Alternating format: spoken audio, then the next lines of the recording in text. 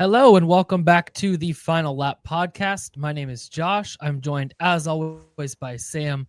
We have a lot to get to from the Las Vegas Grand Prix, but I think first we have to start with obviously the big story coming out of the race, the Mickey Mouse Light and Water show after the race. That was something else. I tell you what, that was incredible stuff from Formula One, the pinnacle of motorsport. It was incredible to watch, and I'm sure you enjoyed that Mickey Mouse show as well, Sam, at the end. Yeah, I've been told by the internet that that wasn't even live, that wasn't even actually right after the race. I guess they recorded it the night before, so uh, more great work from Formula One and a weekend full of celebrities. Terry Crews driving the drivers to the podium, and I'm actually okay that I missed the grid walk for this one. I was planning on getting in front of a TV for it, but once I found out Brundle wasn't there too, that's icing on the cake. It's a tough beat. Between that and all the celebrities, I was okay with missing this one. See, I didn't even notice Brundle wasn't there. I was watching the F1 TV version, so that is a shame that he wasn't there because this seems like peak Brundle. I mean, this would have been right up his alley. The Vegas, under the lights, all the celebs out and about, so many people to talk to, and oh man, that would have been electric stuff. Shame he wasn't there. Of course, Terry Crews driving that pink Cadillac. We did at least we got a Cadillac on the podium before Cadillacs even in the sport. So we'll take that even if it is made out of Legos. But yeah, there was, it's always just a content bonanza whenever you come to really any race in the U.S., but especially in Vegas. And it definitely didn't disappoint this weekend as well. Yeah, you're right. Honestly, I've loved Brundle, but we got Jensen Button in the booth instead on that broadcast, and I thought he was pretty great too. So no complaints about the booth, but it was disappointing not to have the Brundle grid walk. Still a heck of a spectacle as always. For all the talk down about it, I would love to go one year. I would love to actually see it in action. And Yeah. the track has delivered some crazy races. This wasn't maybe the craziest during the race of any of the Vegas races, but there was still certainly some action. And then throughout the weekend, a lot of drama, and of course, ending with that McLaren DNFs or disqualifications that we're going to talk about. Yeah, I was gonna say this year was probably the worst of the three so far in Vegas, but still a solid race weekend in my opinion. A lot to talk about just from the overall weekend. And I guess we'll get to the real stuff now. Max Verstappen wins in Vegas. Just continuing a streak of incredible performances since the summer break. Really, he's just turned it up, and Red Bull as a team have turned it up as well. Starting second, takes control of the race in turn one. Lando kind of locks up a little bit defending. Max squeezes on through. Russell squeezes on through as well on Lando, and Max kind of drives away from there. There were a couple points where it looked like maybe George could gain a little ground, or maybe some strategy could come into play that could upset Verstappen's day. But really, I mean, he just seemed like he could kind of do whatever he wanted with the pace. If he needed to push, he could kind of extend that gap. If he elected to save tires, which ultimately I feel like that's what he was doing most of the day, just putting in consistent laps and saving those tires. He could do that as well. So I think I texted you during the race that it seemed like Max could just kind of he could really widen the gap at any point if he wanted to. And ultimately, they didn't need to at the end of the day.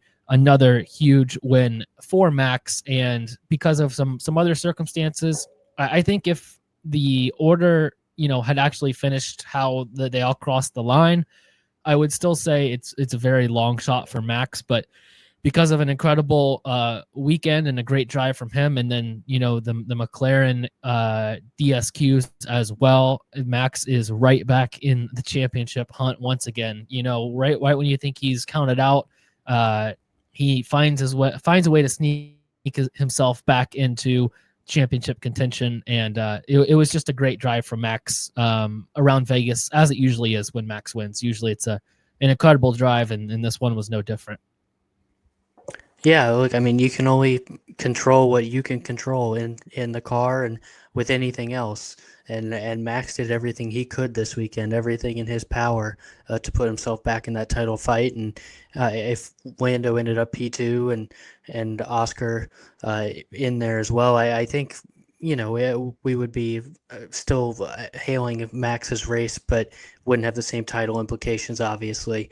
But Max took care of business, and now he's back in this. We'll get into kind of what we think his odds are, but certainly there was a chance for McLaren to shut the door this weekend, and they weren't able to take advantage of it. But Max did everything in his power. Took advantage of a wet qualifying, something that some drivers struggle with, but Max is one of those. We see this with a lot of the champions. Lewis can be great in the wet. Back in the day, Senna was great in the wet. That's something that can define the champions from the other drivers on the grid, and Max takes advantage of that session, puts it on pole, and then like you said, just a very steady race. Not quite one of those. The gap ended up being 23 seconds with the DQ, but it wasn't that one of those from a couple years ago where he won by 30, 40 seconds going away. But he didn't have to. He, like you said, he was never really in danger after that lap one pass. It takes advantage of a Lando mistake there and is able to kind of cruise from there with the pace of the Red Bull and with his driving. So a heck of a performance for Max, and he does what he does, and the rest takes care of itself sometimes. And now he's back in this title hunt. Yeah, like you said, he can only control what he can control, and starting P2, getting that move done in turn one, and just kind of cruising from there. I think that's all you could have asked of him for the weekend. Like you said, he's an incredible driver in the wet, and in that wet, tricky qualifying to put it P2. And if you wreck there, you really end your title chances. I mean, it's all gone if you put it in the wall in qualifying. But he didn't. And put in a solid result in qualifying, and then from there a really good job during the race as well. So yeah, like you said, he did everything he needed to do on Sunday. Now, of course, or Saturday night, of course, he does. He needed some help to really pull himself back to where he is now. But he got that help, and he did what he needed to do. So ultimately, that's all on him, and it's a really good job. It feels like Red Bull as a team as well always, or at least Red Bull with Max, always capitalize whenever the other team or their opponent, whatever the case may be, makes a mistake or has something go wrong, and that was no different this weekend from Max. But looking at the bigger picture here, we're down to just 2 races left, a sprint in Qatar as well. So there's about 58 points on offer from here on in. Max is down 24 points right now in the championship. I believe the top 3 all have 7 wins on the year. So I think that is one of the tiebreakers if there is a tie in the end. I'm not sure how it would all get settled out if they all finished tied on wins. I guess only 2 of them could, because there's 2 races left and they're all tied. So if one wins each race, that puts 2 of them at 8 and 1 at 7. But regardless, if there is a tie, I'm not exactly sure how that tiebreaker would work if they are tied on wins. But regardless, he's 24 back of Lando, needs 25 to pass and take the championship lead solo. With just 2 races left, that's about 12 and a half points per race weekend from here on in that he needs to gain. Do you think Max still has a shot at this championship with what happened this weekend? Do you think that it's still on for Max and he can make probably the most incredible comeback we've seen in a very long time, down 49 points with 3 races left, if he's able to come back? Obviously needing a little help in there, but at this point it's all up for grabs in my opinion. But what do you think? Can Max actually is he still in contention? Has he brought himself back into contention with what transpired this week? I think he absolutely has. I mean, we're at the point now in this season where one small mistake, one engine failure, one a crash, one anything, even one pass for position could potentially be the difference. We talked during the year about guys going in and out of the title fight and what's the defining moments. And a lot of times there's not one defining moment. It's a bunch of moments that add up and into what we get for the end of the season. But this is it right here. You're going to get at least one defining moment in these last two races in the sprint that's going to separate these guys. It could go any way, really. Obviously, Lando should be the favorite with the lead that he has, and he can still shut the door relatively easy in Qatar if he outscores both drivers. If he gets a race win and does decent in the sprint, it should be over. But one small move either way could still be the difference in this title fight, and I certainly wouldn't put it past Max to win these last two. And then if Lando has some sort of slip up along the way, then it's Max's title. So between those two and Oscar still being right there too, I think it's really wide open. Lando should be the favorite, but Max is right in this, and even Oscar. I mean, there's only two races in the sprint left. Anything can happen. He could find form for two races and win this thing. So it's all on the table at this point. Even though Lando's the favorite and he should be, anything's on the table with this little amount of time left. Only two races in a sprint. Yeah, I think it's crazy that we're even having this conversation. Heading into this weekend, I thought it was, mathematically, yeah, it was still there for Max to be in contention, but to me, it just seemed like it was so far out of reach. He would have needed a miracle to bring himself back, and he's gotten a miracle here in Las Vegas. Obviously, winning the race itself, on pure pace was all him. That he didn't need any help with that, but he got the help that he needed along the way with this disqualification for both McLaren's. So to even be having this conversation, I think is wild.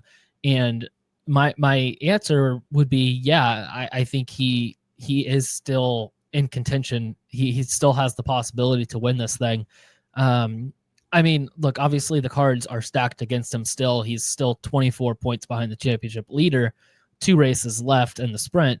That's a lot of points to make up still in such a short amount of time. And, I wouldn't say these last 2 tracks are really Red Bull, powerhouse kind of tracks. They're really more McLaren kind of circuits where they've done really well in the past. Vegas has been a really bad place for McLaren, really, for ever since Vegas became a race. So it felt like this weekend there was the possibility for Max to gain a big chunk back. He did what he needed to do. It's still going to be really hard from here with the tracks remaining because they're not really Max or Red Bull kind of places. They're more McLaren places. But that being said, we saw from this weekend what can happen. You can gain 25 points in one race if misfortune falls on your opponents. He really only needs a couple of things to go his way for that to happen, for him to come out of here a champion again. So it's still possible, but to me, it's unlikely. It's going to be really hard and challenging, just given the points deficit, and B, the tracks that we have to go to remaining along the way. But hey, it's Max, it's Formula One, it's racing. You never know what's going to happen, and I think this weekend kind of proved that you can't count anyone out until the points are tallied up and everything's official, and everything has been laid on the table. So there's still opportunities for Max, and it's super exciting to be back here again, where I did not think we would be heading into the weekend. Yeah, and that's kind of similar to the point I was trying to make. Is at this point, it's a game of inches between qualifying, who gets down to turn 1 first, passing throughout the race. it's a game of inches, and anything can happen at this point. One turn of the wheel, one thing goes wrong, and someone's season's over, and someone else is the champion. So that's why I still think anyone's in this. It's not going to be easy, obviously, but you look at the whole stretch of a season, and you can kind of estimate sometimes. Okay, this team's probably going to win this many races. They'll probably do this well in the standings. Same with drivers, but in 2 races and a sprint, anything can happen. We could have someone from a lower tier team come up and steal a podium and steal some points. You could have a couple good races for Mercedes or Ferrari and them steal some points and make things interesting at the top. And anything could happen with either any of these 3 drivers. So it's definitely wide open, and I'm just hoping that they're all in it come Abu Dhabi. I don't really, I'm not rooting for one driver over the other. I don't have a personal preference, I guess. I think either of the 2 McLaren guys winning it for the first time would be special, and Max completing a championship comeback would be special as well. But I just want to see as much entertainment as possible come out of this, and seeing Max storm back this season has been really a spectacle. So no matter who wins the title, I just love to see this continue to go on and see these guys continue to battle down to the last race. Yeah, what do you think would be more special to see, a Max 5th title coming back from the margin that he did, or I think that is what you would think about right away, right? Is Max winning this title would be the most special outcome that you could have, or the most incredible dramatic outcome you could have, and it probably would be. But on the other side, you have 2 guys who are fighting for their first championship. Have both had incredible ups and downs throughout the year, have fought back at many different points, and gone through their own trials and difficulties throughout the season. And they're both fighting for their first title, which is also a really, really special thing to watch. And with the regulation changes coming up, who knows if they ever get that chance again just with their car. I mean, obviously Max has shown that he can kind of almost do it in any car with the Red Bull that he's had this year, at least be in contention for it. But with regulation changes coming up, who knows who takes advantage of those and is out front. So you never know what can happen in the rest of your career. And 2 of these guys have a chance at winning their first title, and Max has a chance to do something really, really incredible as well. But what do you think would be more special to see, the Max 5th title comeback, or one of these 2 guys winning their first? Because that is something, really special in its own way. Yeah, I think first of all, I think your point about the futures is absolutely spot on, because that's what makes this championship battle so important, is that any of these 3 guys, this could be the last time they're in a title fight. Even Max, Red Bull could get these next regulations wrong with the new Ford engine, and then even if he leaves, nothing's guaranteed. So I that's not a prediction. I think he'll be in more title fights to come, but you never know. And same with Lando and Oscar. Obviously, McLaren's got to get these new regulations right again, and also not building their own engines makes it even tougher, even though they've overcome that this time. So I agree on that point wholeheartedly. I think for your main question, for me, I was just saying any of them would be special, and I think they would be in their own rights. Lando's kind of overcome a lot of doubters this year. I've certainly questioned him at times on here, and he's proven me wrong these last few weeks. Even with the DQ, the way that he's driven has been fantastic, and with the exception of that turn 1 this week, and then Oscar, all the ups and downs of his season, and if he were able to come back at this point after everyone counting him out, that would be something really special as well. But I think if we're looking at who would you tell your kids or grandkids about this championship, I think it would be Max winning a 5th title, and to come back after a couple seasons of dominance here, really 22 through 24, being so dominant, to see him now on the back foot and having to come back, if he were to complete the biggest comeback in F1 history. I think that would truly be the kind of thing that would live on for generations to come, and would really, he's already up there with the greats, but that would really entrench him with the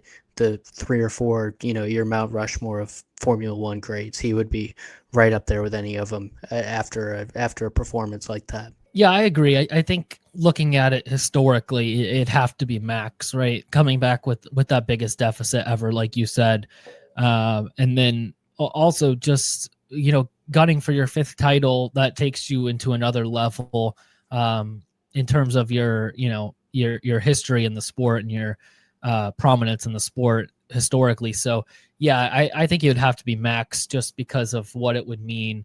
When you're looking at the whole of F1 from beginning to current, I think that coming back in this way would really cement him among the all-time greats, and probably in some people's mind, the greatest of all time. So I think it'd have to be the Max Championship. Although the other two winning their first, would be really special as well in your own way, because as we were just talking about the uncertainty for the future with the new rules.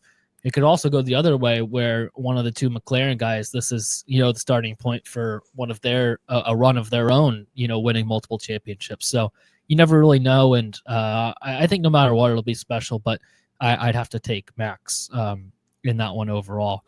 Going a little bit more about McLaren, the double DQ was, obviously tough for both their drivers. It was really interesting to see how everything played out, because you were thinking after the race, obviously Max winning, that's great, but still feels like it's Lando or Oscar for the championship here. But this double DQ really, I think it really hurts both of them a lot, in my opinion, obviously for their title chances. Max, Lando was still going to lose points to Max regardless, but now he loses a lot more, and Lando doesn't stretch his lead on Oscar at all. It's level, which I guess is fine if you look at that battle, because the points stay the same, but the opportunities for points diminish every weekend. So, I guess you could count that as a win in the Lando versus Oscar, but obviously this brings Max back into it for both of them. So obviously, it's big for both of those guys. Who do you think it hurts more, though, this double DQ for McLaren? Do you think it hurts Lando and his chances more, or Oscar and his chances more for the championship? Because it brings that Lando to Max, gap down a ton, and now Oscar doesn't have to think about just fighting back on Lando. He also has to think about Max as well. So, I just think it's opened a lot of possibilities for how the last two races can play out. But who do you think it hurts more between the two McLaren guys to have this DQ for McLaren? Well, I think it definitely hurts Lando more, given the point circumstances, given the fact that he was about ready to close this championship out, and then loses out on 18 points there. That's a massive loss at this stage of the game. It actually ended up with the way the race panned out. It ended up helping Oscar a little bit, just in that his deficit to Lando decreased to what it would have been based on the race results. So I think going into the race, I think there's certainly an argument for Oscar, because he's running out of time here and needs as much time as he can get to chase Lando. But just given the way that the race played out, to me it definitely seems like it hurt Lando more, and not the end of the world in that he could still close it out this week, but it makes things a lot more difficult with these last two weekends, and you have to be a lot more careful coming home. Yeah, I think Lando, he would have been about 30 points ahead of Oscar if the DQs didn't happen. So he could have, still finished second to Oscar in Qatar, and it would still be around the just have to score points area to win the championship in Abu Dhabi. So obviously that's not the case now. If he comes second to Oscar in Qatar, and let's say he comes second to Oscar in the sprint as well, or Max, because obviously this brings Max to that same level that Oscar's at. They're tied on points now. Then it's definitely a lot trickier because he can't have a weird race where maybe he blows a tire but still gets back to the pits, finishes 9th, 10th, 8th, and is able to win the championship. That's not really a possibility for us or for Lando in Abu Dhabi. If he even has a good weekend next weekend, not winning out, because if he wins, he wins the championship next weekend. So I think it definitely hurts Lando slightly more because it is going to be more, the margin has decreased on two drivers. If he wins, or if he comes in second and isn't DQ'd, the margin increases from Max to Lando. But it's still very far fetched for Max to win it from there. But but the gap would actually widen from Lando to Oscar. So I think it was very hurtful to Lando, and I think you could even make the argument it might have helped Oscar, honestly, to have these points erased from this weekend. Because instead of 30 points with 2 races left, you're now down to 24. So, the margins are a little bit more in your favor from that aspect, from just points wise. So, I think it was definitely more hurtful to Lando in the end. But you could also, you could say it's a little bit harder for Oscar as well, because now you bring a third driver into it in Max, who's tied with him on points. That might make the pressure really increase for him to where he has to worry about 2 cars instead of just one, but also Lando has to deal with the same thing. So I guess I would say Lando probably it was more difficult for between the two. Yeah, I think your point is definitely well taken about Oscar and Max. That's something I hadn't considered as much, that now Oscar will be having to deal with Max Verstappen, of all people, hot on his heels. Not that he wasn't before, but now now he's back in after the door was seemingly close to being shut. So, that is a massive, massive deal. But I definitely think the answer is Lando. Just also having to deal with Max, and the points were a much bigger deal to him this past weekend as well. Like I said, still one good race away from shutting the door, but there's only 2 left, so there's not really a lot of room for error here. So I would certainly lean Lando as well, even though I definitely understand that it having Max in there as well is certainly not good for Oscar's game. A guy who has been kind of seemingly struggling with the pressure lately, having Max breathing down your neck is certainly not good, and certainly add to that struggle, I'm sure. Yeah, I think it's definitely Lando, but there's also added pressure for Oscar there too, because he could slip all the way to third in the championship very realistically now. It was a possibility before, but you're even worried about second place at this point now if you're Oscar. More of a McLaren kind of thing as a whole. We've seen a lot of mistakes this year in some pressure situations. We've seen overtake mistakes from Lando in Canada. We've seen Oscar in the first race in the wet make a mistake and finish, instead of on the podium, all the way down in 9th. We've seen mental mistakes from Max when he got upset, ran into George, got penalized, lost a lot of points that could be now very valuable in the championship hunt. But of all the mistakes that we've seen this year, do you think that this mistake from McLaren, with everything that's on the line right now, you've taken the possibility of pretty much guaranteeing one of your 2 drivers will win the championship to now, it's definitely it's possible that Max could sneak in and win it, and you've won another constructors and not a drivers championship.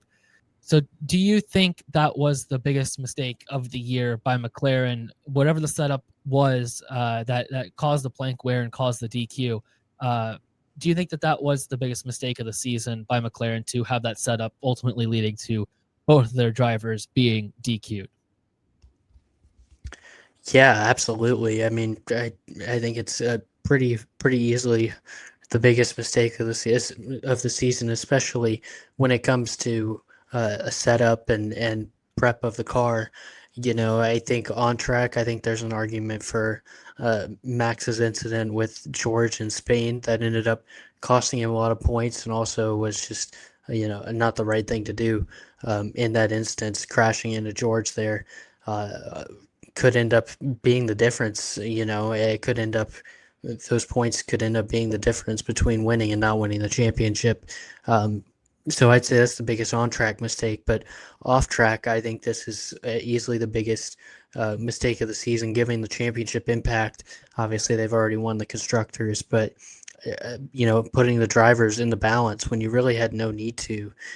All you had to do was keep the car on track this weekend, and your drivers were going to do well enough to probably at least hold serve against Max. Even if you end up P4, P5, whatever, and Max wins, that's another race down, and Max doesn't gain enough on you to where you feel in serious danger. But now Max has done everything he can with 25 points compared to their 0 for both drivers. Uh, this worst case scenario. So I think given the circumstances, given the fact that they had a chance to kind of bury Max this weekend, or at least maintain the edge that they had going into these final two races, now you've let him back into it, and like we said, anything's back on the table. So I think this is absolutely the biggest mistake of the season, and the moment that we're going to look back on if Max is able to make this comeback and say McLaren had the chance right there and they messed it up. Yeah, if I touched on it a little bit, but if McLaren do not win the drivers' championship again this year with one of their two drivers, and Max is able to win it yet again for the second year in a row in not a constructors' championship winning car, do you think this says more about Max as a driver being able to do that, or is it more of a testament to the McLaren drivers and team as a whole to not be able to take advantage of the car that they have as drivers, but also maybe as a team not putting them those drivers in the best situation to succeed in a drivers championship type battle? I think it certainly would be both. I mean, we've talked about the McLaren team politics all season, and then now with a setup mistake like this that cost them both major points. I think there's certainly an argument to be made there that McLaren's made some mistakes along the way that have allowed Max to stay in this fight, but it's definitely a testament to Max as well. I mean, just by the fact McLaren has almost double the points that Red Bull has as a team, that's a testament to both the fact that there should be nobody else in this title fight, but also if it was anybody else, it was going to be Max, and what he's done with that car. Even this weekend it looked pretty good, but even weekends where it's not the best, what he does with that car is just mind blowing. So I think it's certainly a bit of both scenario there, where McLaren, one of these drivers, probably should have buried this championship by now and ended it. But by the same token, Max has done an incredible job to be here, to be in this fight, and even if he comes up short, it'll still be a remarkable performance, especially what he's done the second half of the season. Yeah, I think it says more about Max because if you look at it, who else on the grid right now is going to be able to do what Max is doing and even be in the championship fight in the Red Bull compared to what that Mercedes is? I mean, I don't think there's anyone else on the grid right now that could. Obviously we have historic greats like Lewis Hamilton, Fernando Alonso on the grid in their primes. Maybe we see something like this. Obviously Leclerc, Sainz, Albon, both the McLaren guys, they're all great drivers in their own right. But I don't see them doing this, what Max is doing right here.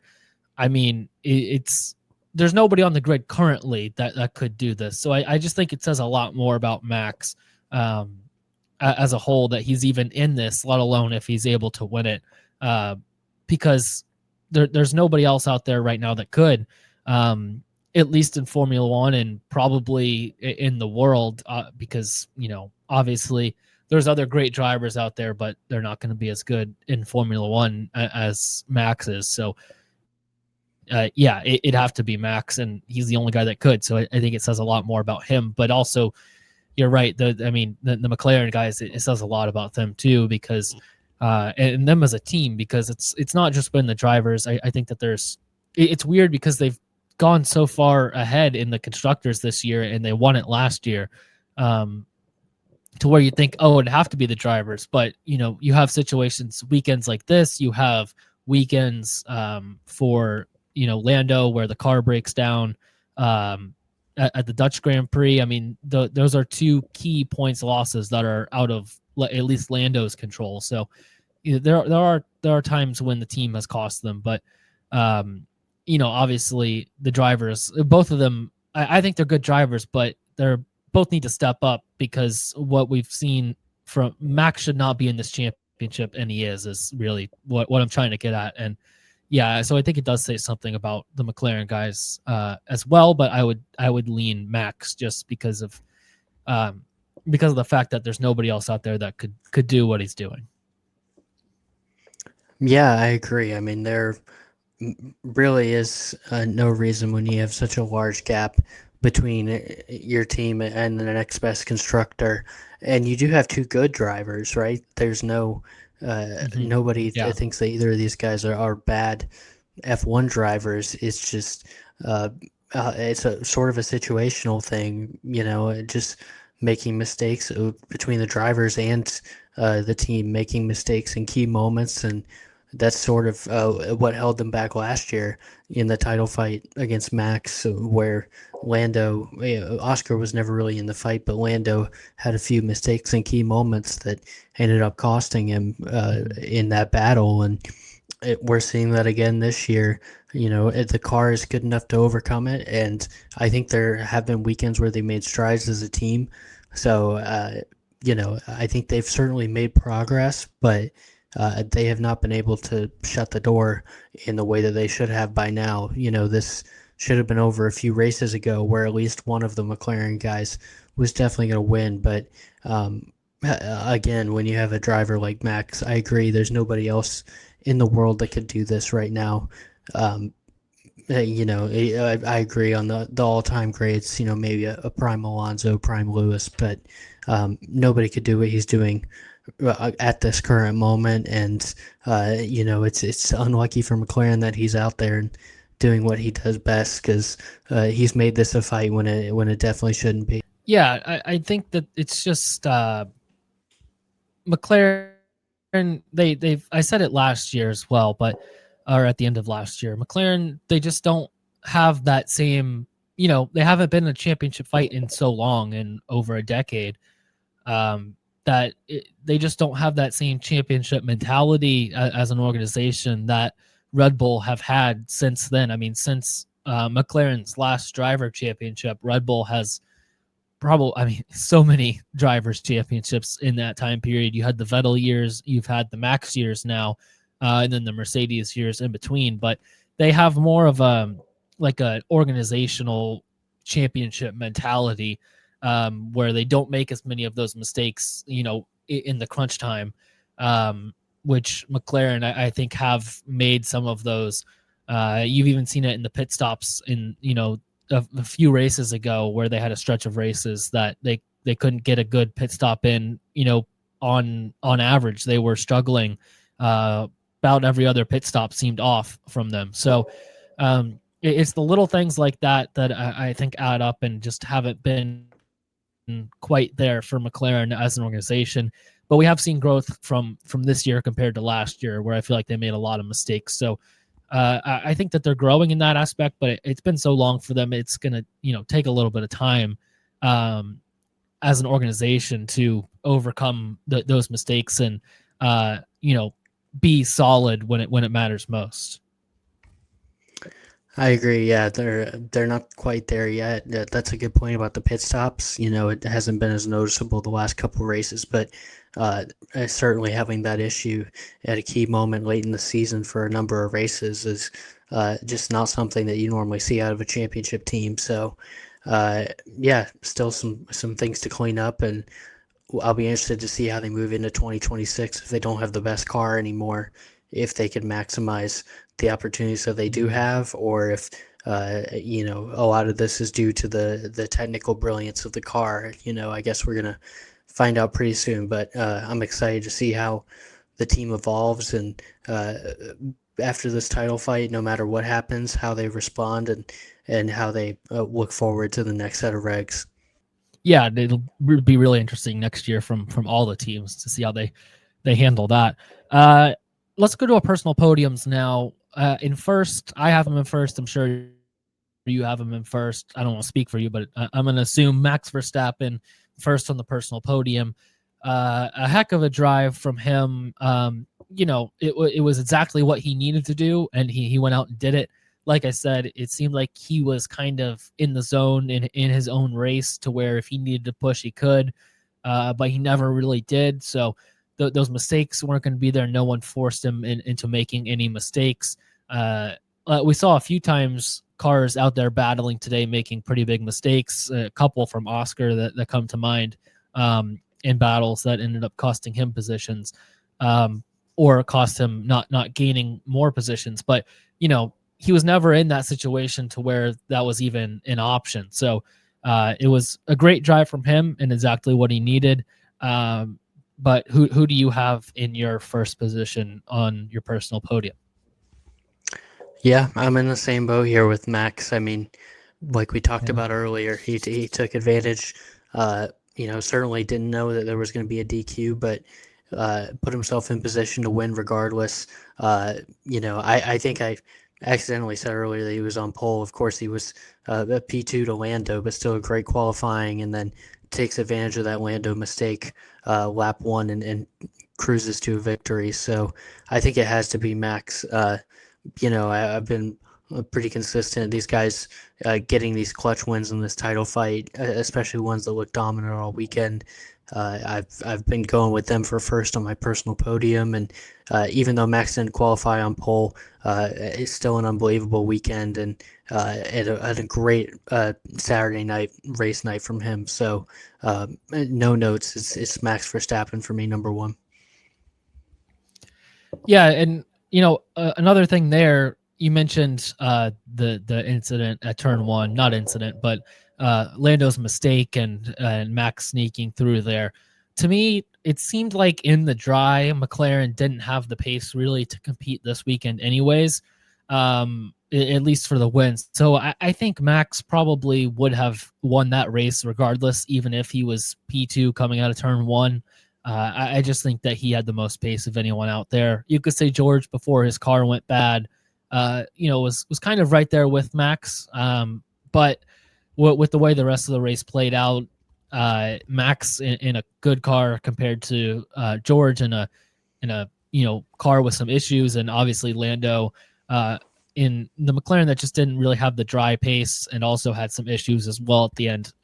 It just seemed like it was going to be Max no matter what, even if he didn't come out of turn one in the lead.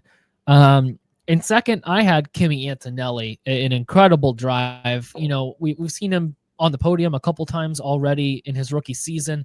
This one before the DQs, he wasn't going to be on the podium. Still probably his most impressive driver of the year, though. It'd have to be this one or last time out in Brazil, in my opinion. But it was an incredible drive. Pits very early on in the race. Never stops from there on in. Incredibly long, 40 plus on really old tires, holding off Piastri charging from behind, Leclerc charging from behind. Two guys that, were in at least equal cars and, seemed to have pace on the day. Definitely Leclerc had great pace early on. So yeah, it was a really, really good drive from Kimi. Also overcame that penalty at the beginning, the 5-second penalty for jumping the start just slightly. Didn't let that bother him or affect him. Just went out there, ran his own race. Was an incredible defender. all day, and yeah, it was really solid from him. Probably his best drive in the sport so far, in my opinion. Yeah, this is a slam dunk for me as well. I almost wondered if you were going to go Kimmy number one and Max number two. I think there's an argument for it, but I I've did gone with think Kimmy. about it. Yeah. Yeah, I've gone with Kimmy number two as well.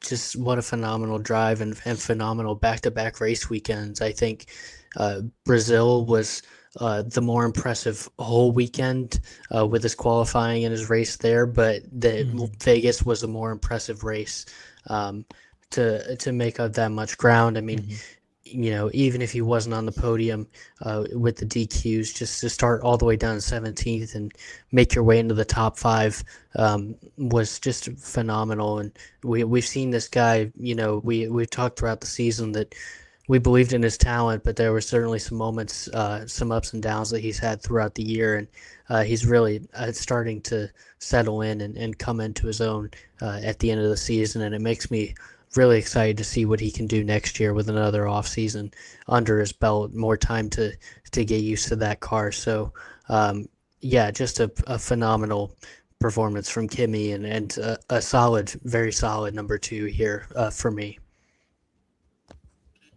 Did we ever figure out if he graduated high school yet, or is he still taking high school classes at this point? Did he graduate over the summer break? Is he done now? Is he a graduated student and a member of working society at this point? No, I'm pretty sure he did graduate, but I Okay. did see his TikTok where he was sort of threw a fake party after it was announced that he was on the Yeah. podium in the garage because, I mean, first of all, he couldn't be on the podium, and B, even if he was on the podium, he couldn't drink, he couldn't have the champagne in the U.S. So That's he had to true. throw his own little party, but he deserves it. So hopefully, hopefully there's plenty more champagne in his future. I think there will be. Do you have a fruit punch instead, or what was he indulging in that party? And the party scene I in Vegas is tough for the 18-year-old. I know, yeah. I didn't see any liquid. I just saw a couple makeshift disco balls, and he was bumping some music, and yeah, it looked like a good time nonetheless. Good for Kimmy. That was a great drive from him, and he deserves. You know what? I mean, when he gets back to Europe, I'm sure he might be able to indulge in a little bit of something if he wants to celebrate his Vegas podium. In third, I went with Carlos Sainz. I was thinking about Leclerc. Ultimately, I went with Carlos. It was really good qualifying for him, lining up in P3 on the grid in the wet. Really solid job from him, especially when Albon seemed to struggle in those wet conditions. And then, finishes P7 in the race, gets upgraded to P5 due to the DSQs. I wouldn't say it was an incredible race, but I just think that Carlos has gotten so much better in the second half of the season since the summer break here. Seems like he's had this history when he goes to a new team of it takes probably half a season or so for him to get comfortable, and then he really takes off and the team takes off as well. And hoping for more of the same at Williams. It looks like they're on that trajectory right now, and it'd be great to see him take Williams back to at least fighting for some race wins here and there.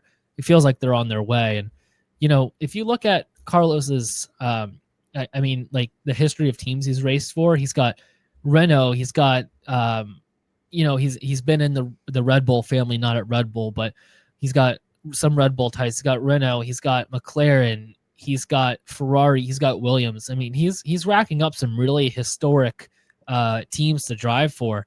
So he might be collecting the Infinity Gauntlet of the Infinity Stones of F1 teams at this point, just trying to race for all the big ones. He just needs to, maybe knock out Mercedes and get to the big Red Bull team at some point, and he's got all of the big historic ones out of the way for him. He's a great career so far for him.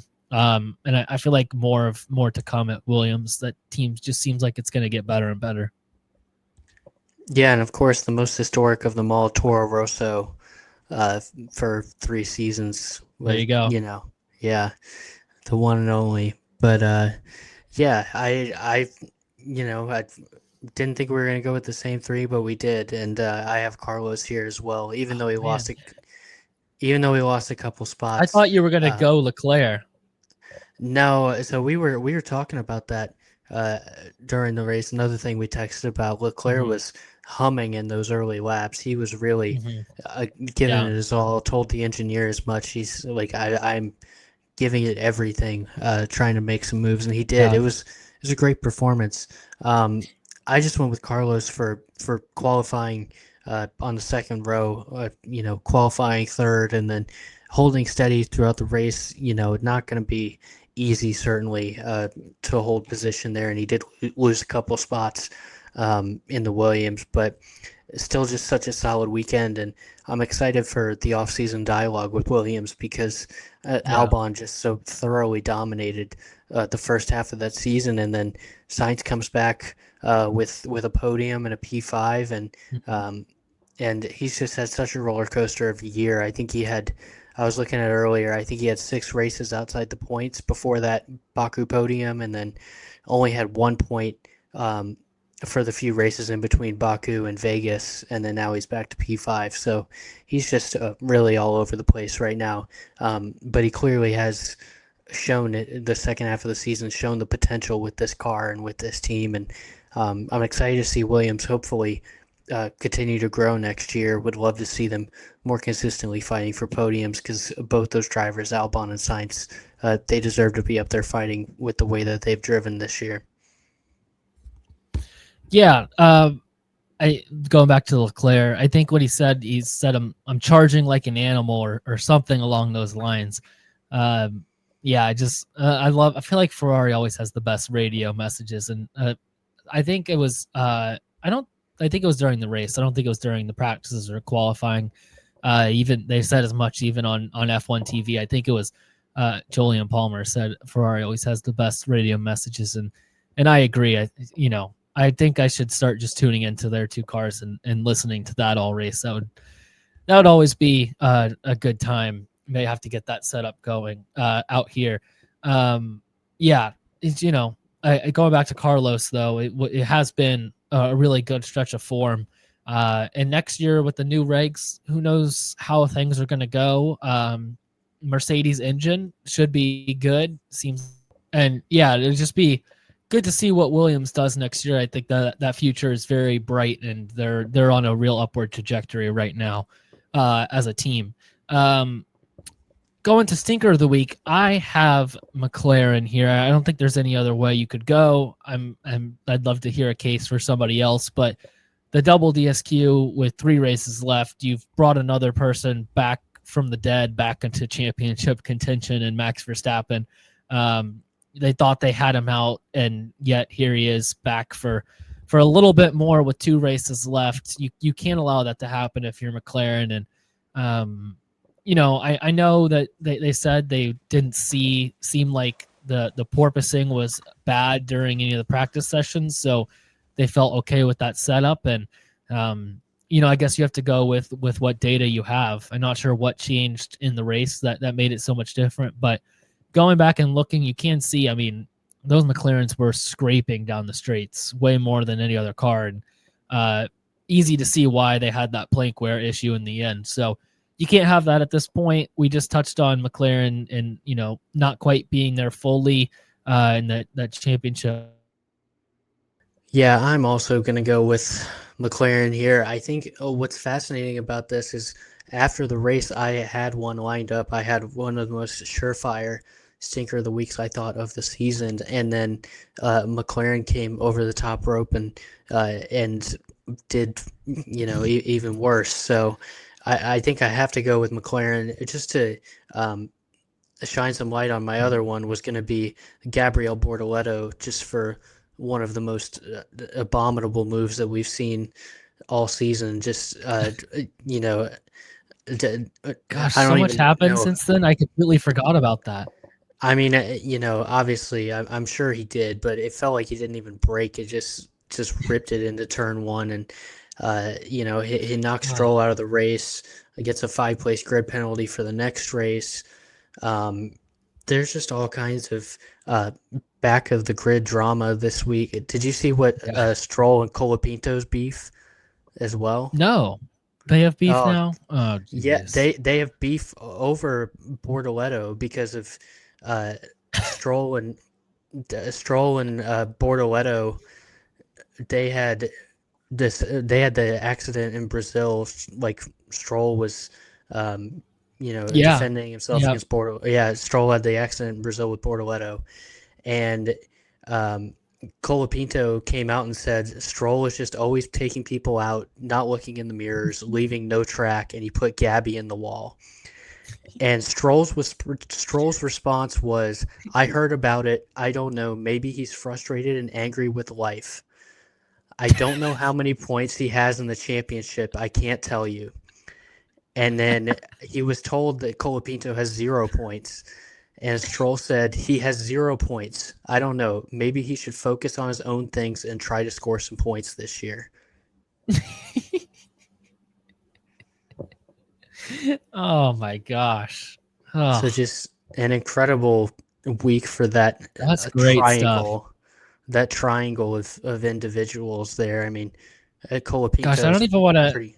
include Bortoleto in that. I feel like he's above these two. It feels like an island of misfit toys situation with He does. Colapinto and Stroll. He does, but I mean that turn one incident was That was bad. not great. Yeah, I don't really know. It's one thing to be aggressive, but there was just no saving that. So that was going to be my stinker of the week, and just not to pile on McLaren after we've done it so much already. I figured I might as well share and then use that to lead into the other comments as well.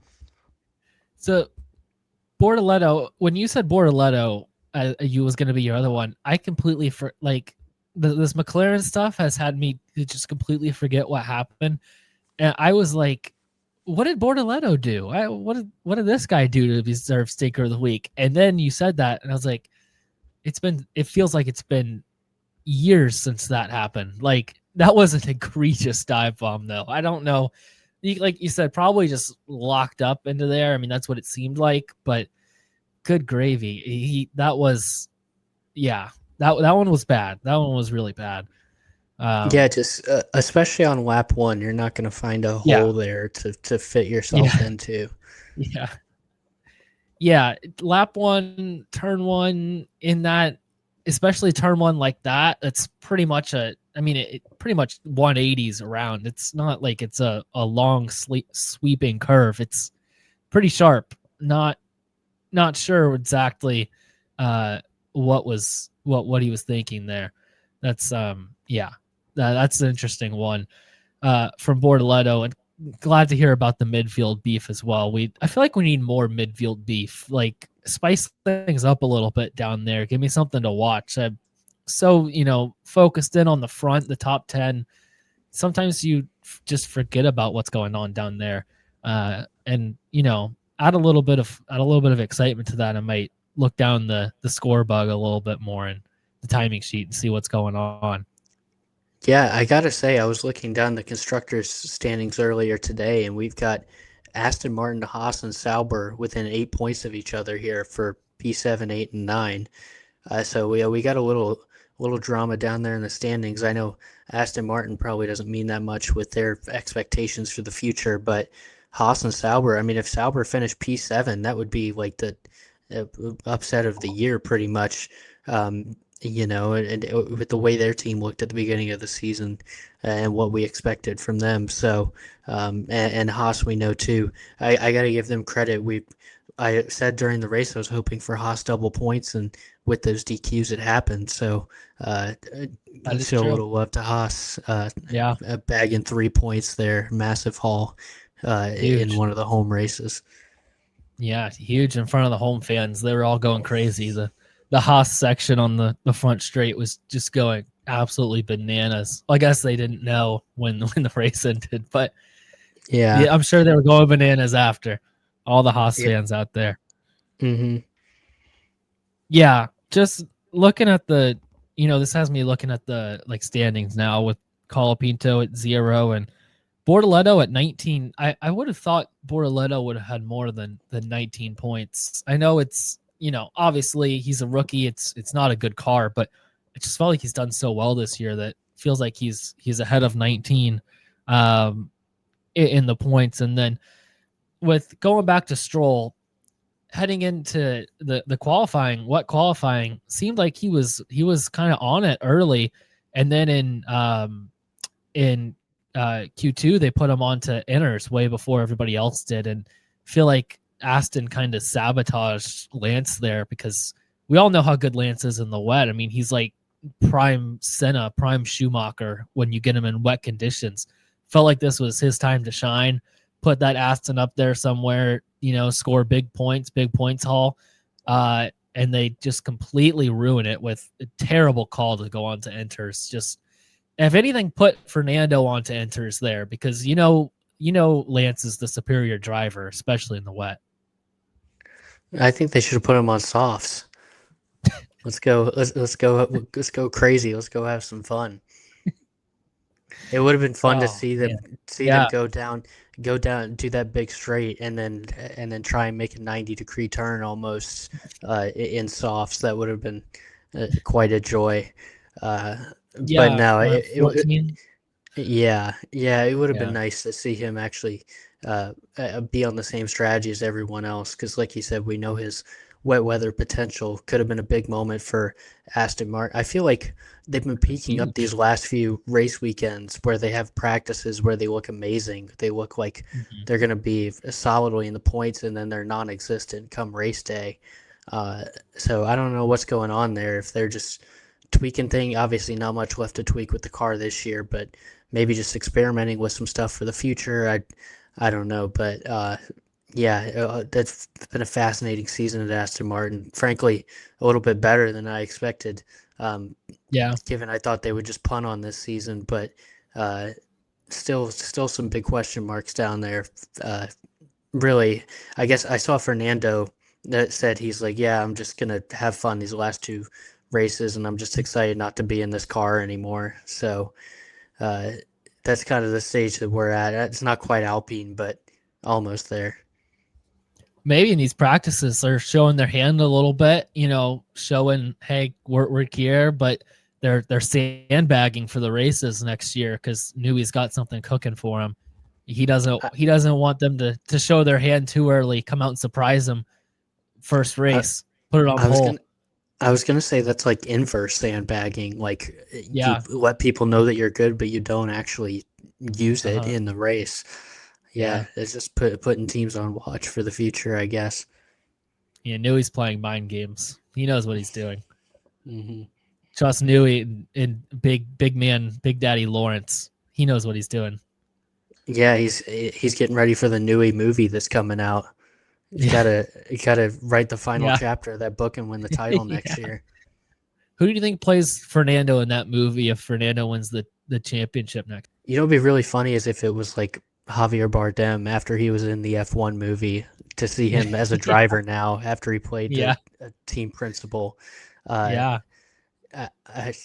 gotta dive deeper into my bag of actors actually from Spain. I don't know where he's from, but I gotta get into my bag a little bit there and see what I can come up with.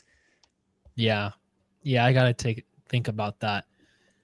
Some of these guys feel like it's easy. You have people that look exactly like them that are like actors and actresses or actors already. I can't think of one for Fernando though, but I'm sure we could get a wily vet of an actor in there. I just looked it up. Well. I just looked it up, and Javier Bardem is from Spain, so that's perfect. There you go. I think that's perfect. He's 12 years older than Fernando, but we can age him down. Yeah, that's what VFX is for at this point. Just I think CGI Fernando's face on. I think Stroll's the more fascinating one. I'd like to see all the under 35 big Hollywood stars lining up to play Lance Stroll in a movie. I don't even want to think about that. Lance Stroll being portrayed in a movie. Oh, or Lawrence. Or Lawrence. That would be like a Who Pierce plays Brosnan or Lawrence? something, going the James Bond route, you know, I feel like or Lawrence would demand he plays himself. yeah, that would actually be he'd probably be Yeah. financing the movie. So Yeah. yeah, I'm financing it. I play myself. And Lance yeah, plays himself too. break Start him his into Hollywood Hollywood. career. Yeah, Yeah. exactly. Now we're talking. Anyways, we've gotten way out there late in this episode. Last thing on the news before we wrap up. Um, Not an F1 driver anymore, but Mick Schumacher set to drive for IndyCar next year with RLL Racing. Just good to see him, back. Obviously, he was doing WEC for the past few years. Good to see him back in open wheel racing, though, and awesome to see a Schumacher, competing for the Indy 500. I think that'll be really fun to watch and kind of a good like motorsports tie of around the world. Watching a Schumacher compete in one of, if not the biggest race in the world is, I think is great overall, all around, and super excited to see what Mick does. I still think he's got a lot of talent, and he's shown that in WEC too at times. So excited to see where that goes. Yeah, I think this is awesome. I mean, it's going to be a bit of an uphill battle adjusting to new series. There's going to be a lot of pressure on Mick, and RLL was not the best team last year. I think Graham was their best finisher in 19th from when I checked. So Yeah. certainly not if you're if you're not an IndyCar guy, it's certainly not joining a top of the grid outfit, but. Still, it's really awesome to see him back in open wheel. Would love to see him sort of outperform expectations there and Mhm. make some noise in IndyCar. I think it's going to be great for the series just to have him there. It's going to bring a lot of eyeballs and a lot of attention. So, yeah, I'm excited to see him. Excited to see him in the 500. Hopefully, see him in St. Pete. Maybe we'll be there again this year. Yeah. Maybe we'll see him step in for the Truck Series race there. Somebody can give him That a would be sick. give him a seat for one race. But Yeah. yeah, no, this is great news, and I'm excited to see Oh, him. Admittedly I don't watch every WEC race, so I'm excited to see him more consistently here in IndyCar. the Dodge Truck Series free agent program. Mick Schumacher's a prime candidate for that. I'm sure he was on their radars, the first call they were going to make. He's got to be, right? Who else are you going to get? I'd love to say they should just take random guys from these open wheel series and put them in the truck series for a year and see how they fare. It's like a reverse. Everybody's talking about Yeah. Kyle Larson doing open wheel. It's kind of the inverse of that. Yeah. Well, it's a race by race kind of thing for that seat, but so it might not be a whole Yeah, year, a but a still, project yeah. 91 kind of thing. Yeah, but it's going to be the whole year. It's not Project 91 has kind of died Yeah. like at this point, I feel like, which is a shame, but Hmm. yeah.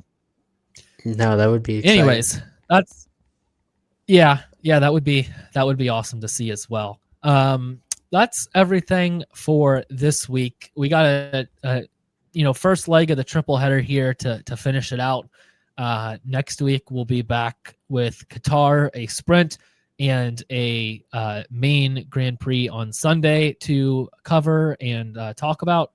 We might have a champion by this time next week. We might have a very close three-way battle for the championship coming the following week in Abu Dhabi. So it'll be an incredible weekend coming up. A lot that could happen. I'm sure there'll be plenty to talk about at this point with the points margin between the top three for the championship. And yeah, it's just setting up to be an awesome last race or two here in really close out this generation of car in F1 in good style. Absolutely. I'm excited for these last few races, excited for the championship battle, and I'm excited for the Adrian Newey film as well. I'm already seated for it. So catch me there 2027, 2028, whatever it is, I'll be there. You got to pre-order tickets. Absolutely. Yeah, that moves I up to wonder the if they're on top of my pre-order yet. Moves up to the top of my watch list, right up there with the Batman Part 2 and Dune 3. It's right up there with all of them. The blockbuster movie of the summer. Adrian Newey, starring Lawrence Stroll and Lance Stroll, They could in just make theaters that. near you.